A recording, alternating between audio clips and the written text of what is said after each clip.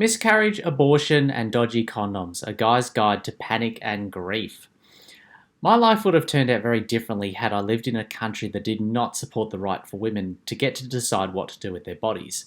I'm from Australia and now live in New Zealand.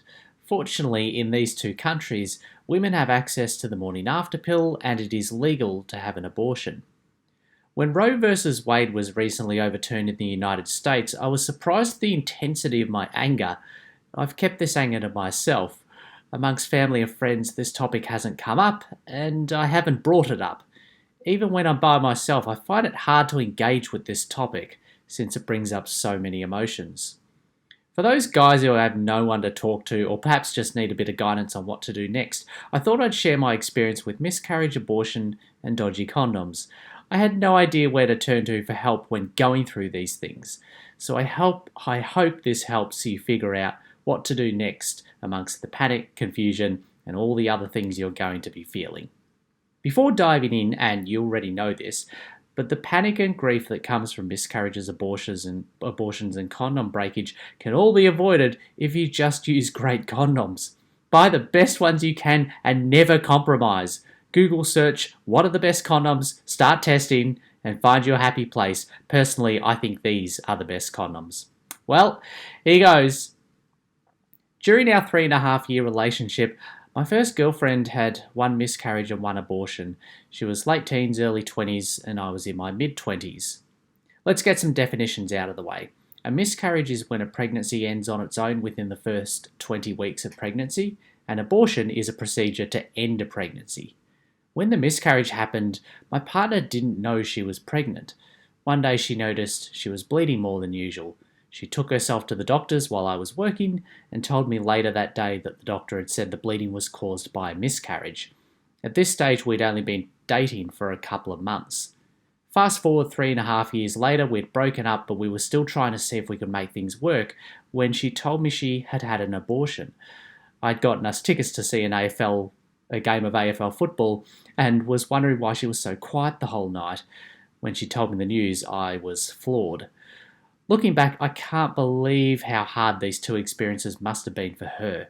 She made the decision to have an abortion on her own and then told me afterwards. Both times I remember feeling a cocktail of shock, relief and sadness. On hearing about the abortion, I wondered in the weeks after why I hadn't been part of the decision. The hardest part was the fact that I could no longer deny that she did not see me as a part of her future. Neither the miscarriage nor the abortion was due to bad luck. We made decisions and we faced the consequences. In the turbulence and chaos of what was both our first proper long-term relationship, we rarely used condoms. My partner sometimes got a contraceptive injection which acted as a form of birth control for around 6 months. That provided peace of mind as we lived dangerously. When the miscarriage happened, we were living in Wellington, New Zealand. We'd no family and no real friends at that stage. She was from Malaysia originally and had just moved to Wellington. I had flown across from Melbourne to join her. We were all by ourselves. It was an incredibly scary and lonely time. For both the miscarriage and the abortion, I told my mum first. I also tentatively talked to some other family members. Just to have some people to listen to me was so helpful. Sometimes the subject matter will come up in a piece of entertainment and my mind will wander back to this time. Most recently this happened while listening to the Billie Eilish song TV and while watching the excellent Mark Maron comedy special From Bleak to Dark.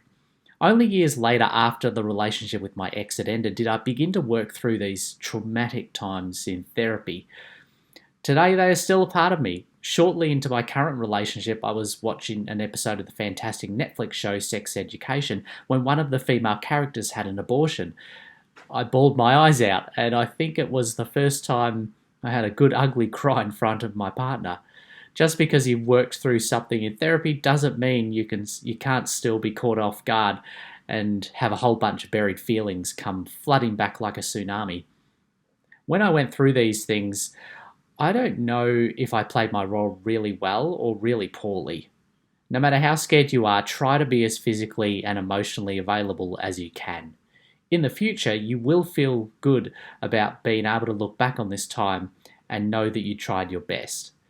If you're a guy and someone you're seeing has a miscarriage, decides to get an abortion, or you have the misfortune of needing to deal with a condom breaking, it can be really hard to know what to do next. So I put together some actionable next steps below. These steps are what I believe to be the best course of action for each situation based on my own experiences.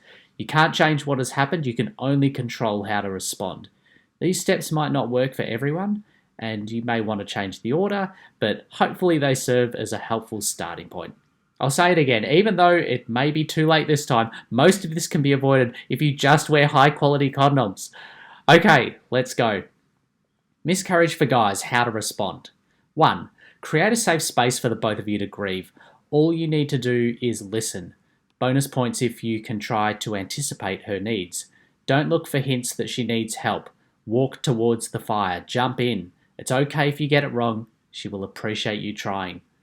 2. Cancel everything and just be there. Be a great servant. How you react to this news will set the tone for everything that happens next. 3. Talk to someone. This could be your mum, as it was for me, or it could be a sibling or another family member or a therapist. Just talk to someone else.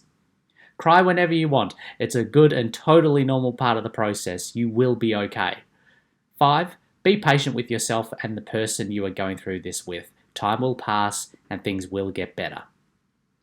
Abortions for guys, how to respond. 1. Say thank you to her for telling you. She doesn't have to, but she chose to.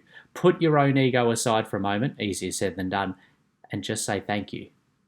2. Ask curious questions instead of making assumptions. You will have so many questions for them. It's okay to ask. Your ego will want to activate beast mode, but it is your job to let it have its little tantrum another time. Ask questions like a scientist. Assume nothing.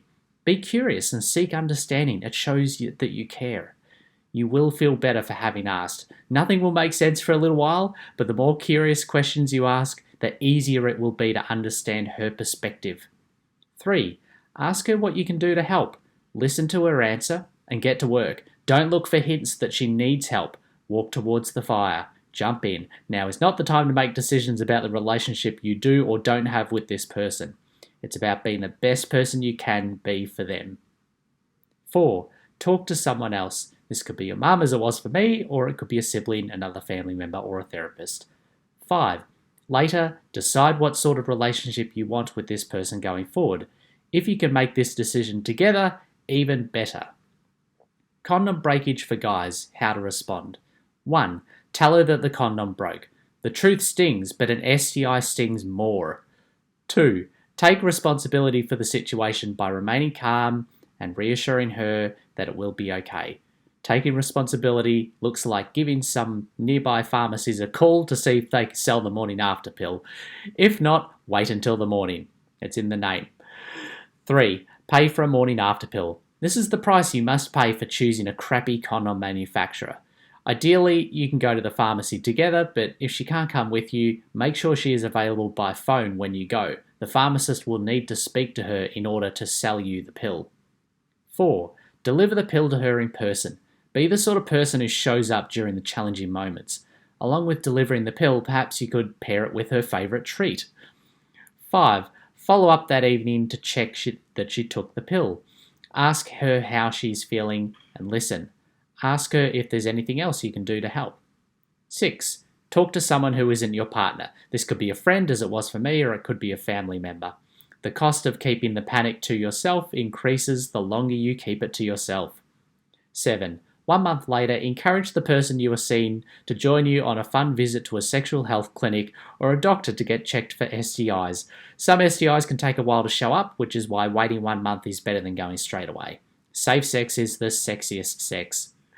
These events will be some of the most challenging in your life. When in doubt, focus on how best to help your girl. There will be time afterwards for the equally crucial work of focusing on yourself and how you feel. You will be okay.